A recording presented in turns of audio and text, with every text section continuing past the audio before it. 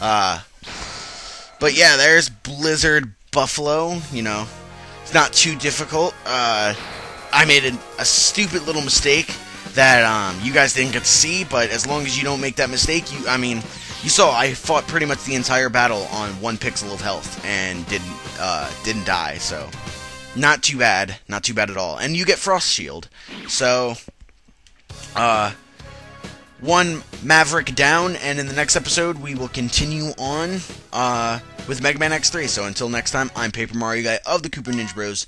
Thank you very much for watching, and I'll see y'all next time. Okay, so I am back, and yeah, this is still the same episode. I just went over my time limit a little bit. Something that actually doesn't happen to me all that often, but we're going to shrug it off like it's nothing, and we are going to head to our second Maverick, Toxic Seahorse. So let's go.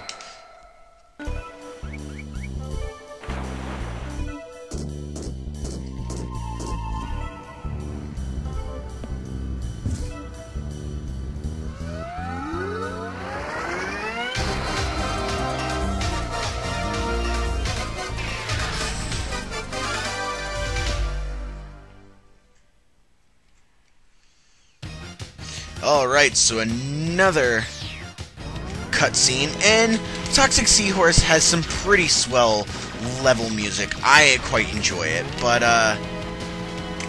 anyway, I feel like showing off a feature that is actually in X1 that it seems a lot of people don't know about. The fact that you can play as Zero in a level.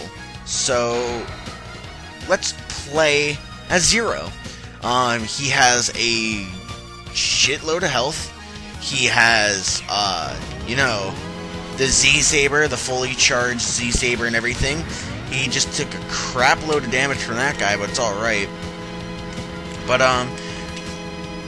Zero is a really good, you know, he's really good for, using in stages, you know, that you may have some problems with. I don't necessarily have a problem with Toxic Seahorse's stage. I just felt like I should show him off, because in any of the LPs that I've ever seen, he's generally not shown off that... Oh my god, you gotta be joking me, stop it. He's generally not shown off all that much. And there we go, now we can make that jump. But yeah, he's just, I don't know, for some reason he just gets the shaft when people play this game. But he's a great character to use, and I'd recommend him, especially if especially because this game is, you know, kind of difficult compared to, you know, the other X games. And I'm just taking so much damage as Zero right now. But anyway, so use the Epic Z-Saber. I just missed that, but it's alright. Now, I think at any time in the stage you can actually change back to X. But I don't know if you can change back to Zero per se. But the reason I'm actually switching back to X is because of something that's actually a flaw with Zero. See, Zero's an awesome character to use, but he has these things about him that, you know, make it really awful to play as. One, you cannot fight bosses as him, which is definitely a downfall and something that they should not have taken out of the game.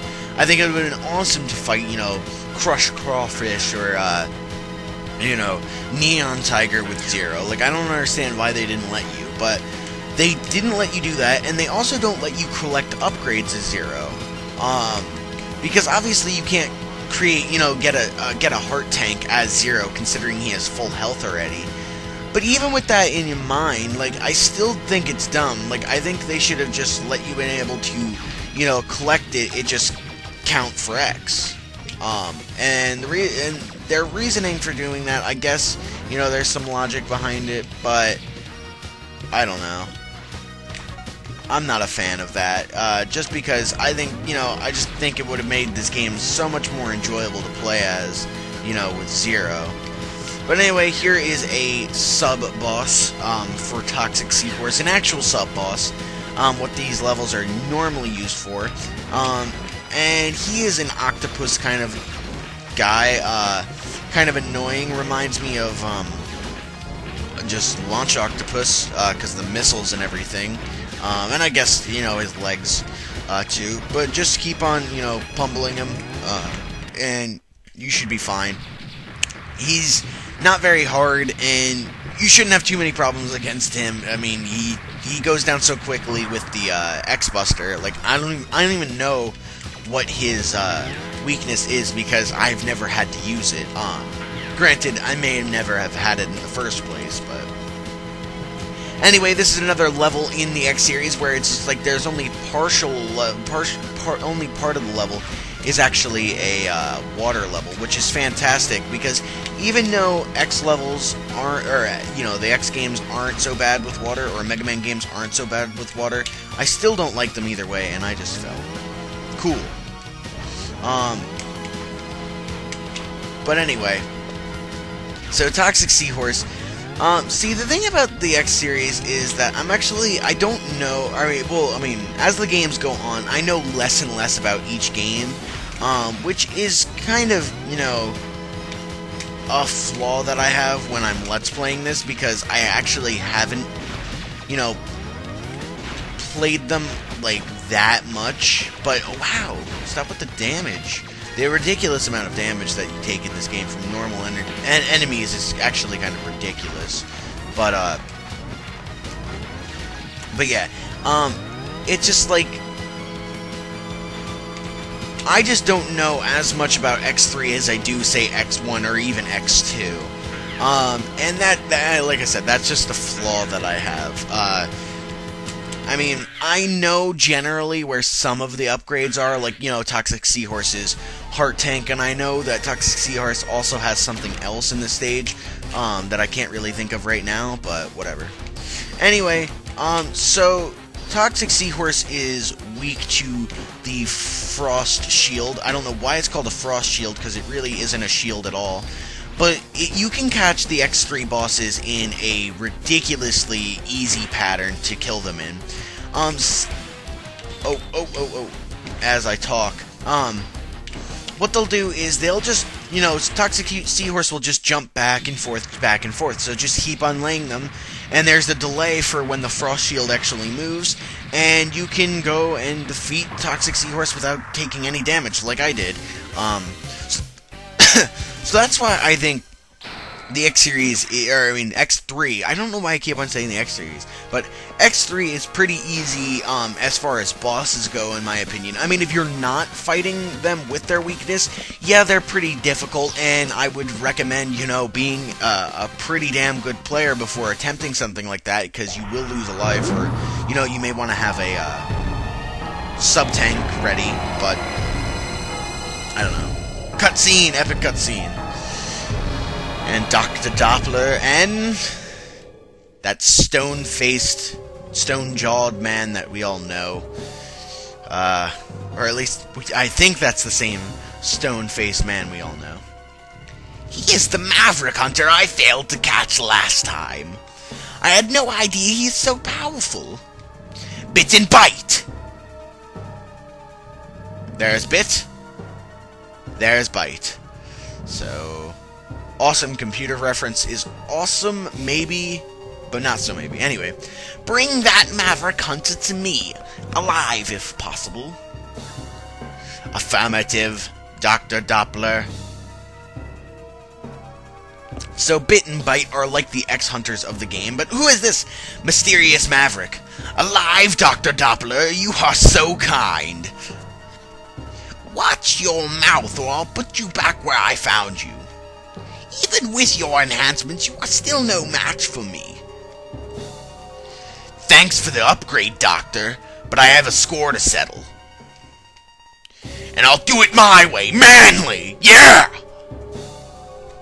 Sorry about that. But, Mysterious Maverick is just so damn manly. He's almost as manly as unicorns, but that's for a different discussion. So, yeah, we basically were just introduced to the bit and bite system of this game, much like the X-Hunters of the last game. Okay, so we are back. I had to make a little cut there, you probably saw it, and I'm not going to talk like that ever again. Anyway, we're going to start up now with Tunnel Rhino's stage, and here we have with another anime cutscene. But I'm not going to be staying quiet for this one, just because, I don't know, I don't feel like staying quiet. But anyway, Tunnel Rhino is actually probably one of my favorite Mavericks from this game. I don't know, I kind of like him and his whole design. A pretty easy boss on the overall, but not too bad, And I'm going to adjust my mic so that it's a bit louder. But I think it's just a little bit more quiet than normal because it's in my third USB slot as opposed to my second.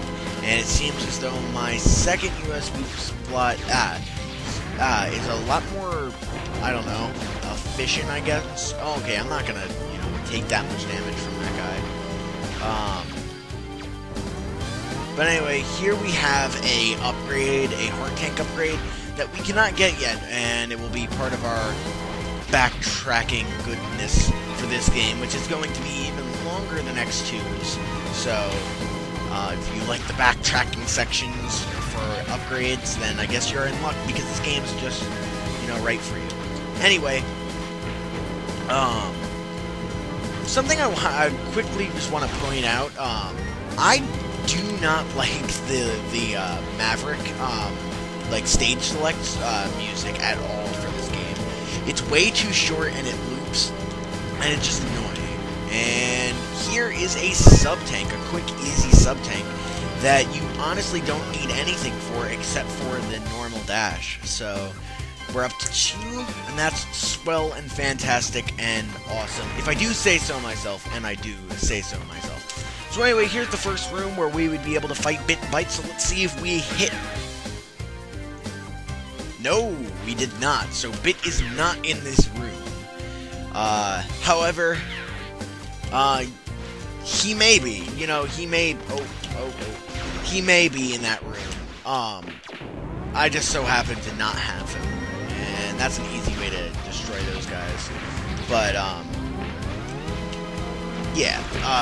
I didn't know they turned around. Anyway, so Tunnel Rhino, there's not much to say about it, or not much that I really feel like I can say.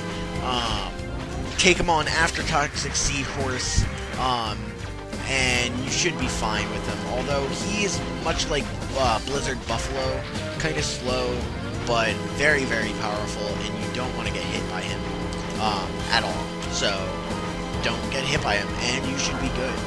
And again, here we have another thing that we have to wait to do once we get a certain upgrade that we will get later.